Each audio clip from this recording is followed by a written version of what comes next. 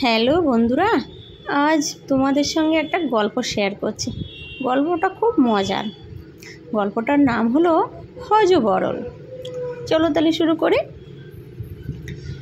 বেজায় গরম, গাছতলায় দিব্যি ছায়ার মধ্যে চুপচাপ শুয়ে আছি, তবু ঘেমে অস্থির।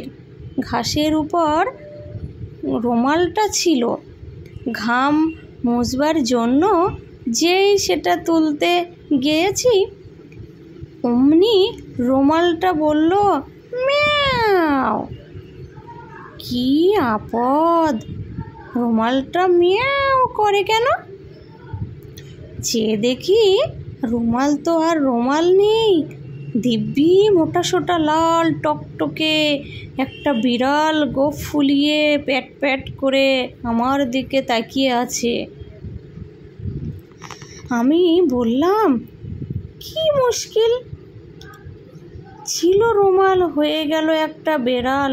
এমনি বিড়ালটা বলে উঠল, মুশকিল আবার কি? ছিল একটা ডিম, হয়ে গেল দিব্যি একটা পেকে হাঁস।